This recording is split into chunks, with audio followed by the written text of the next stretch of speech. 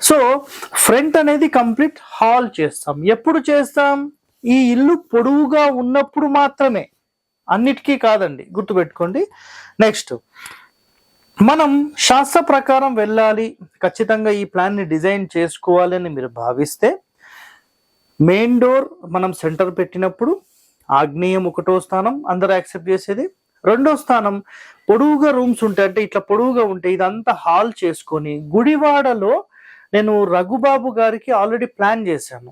So enter అవుతూనే complete ఒక 25 feet పెద్ద హాల్ వచ్చేస్తుంది. 25 ఫీట్ ఇంటూ ఆల్మోస్ట్ ఒక 15-16 ఫీట్ హాల్.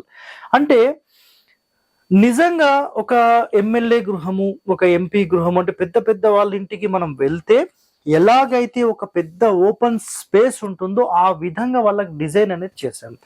సో ఇక్కడ మీరు గమనిస్తే తూర్పు ఫేసింగ్ ఇంటికి మీరు కరెక్ట్గా చేసుకోవాలి వంట అంటే వాయువ్యం ఈజ్ ద ఫస్ట్ ప్రయారిటీ.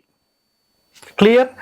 గుర్తుపెట్టుకోండి. ఎందుకు అంటే మన ఇంటికి ఎవరైతే వస్తారో నేరుగా మన వంటగదిని చూడకుండా, మన వంటగదిలోని ఆడవాళ్లను చూడకుండా, అక్కడ బాసాలను కడగడము, వంటకు సంబంధించిన సౌండ్లు, విజిల్ సౌండ్స్, ఏదో ఇక రుబ్బురోలో మిక్సీదో ఈ సౌండ్లన్నీ మనకు ఫ్రంట్లో డిస్టర్బెన్స్ లేకుండా రేర్ సైడ్ ఇంటికి సంబంధించిన వెనక భాగంలో వంట చేయడం అనేది అన్నిటికంటే టాప్ ర్యాంక్డ్.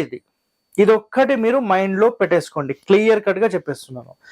సో తూర్పు ఫేసింగ్ ఇంటికి వాయువ్యం ఈజ్ ద ఫస్ట్ బెస్ట్ అనమాట మీకు.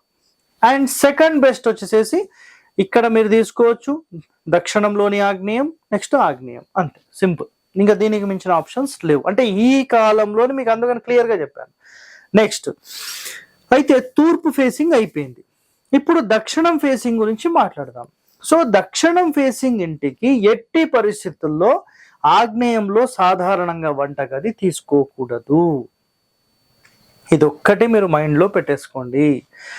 ఒకవేళ మాకు తప్పదు సార్ అంటే పూర్తి ఆగ్నేయంలో కాకుండా వంట గదిలోని ఈశాన్యం వైపుకి మీరు స్టవ్ని జరపడానికి ప్రయత్నం చేయండి. సో ఇలాంటి మరిన్ని రహస్యాలు మీరు తెలుసుకోవాలంటే మా ఛానల్ సబ్స్క్రైబ్ చేయండి. ధన్యవాదాలండి. Thank you.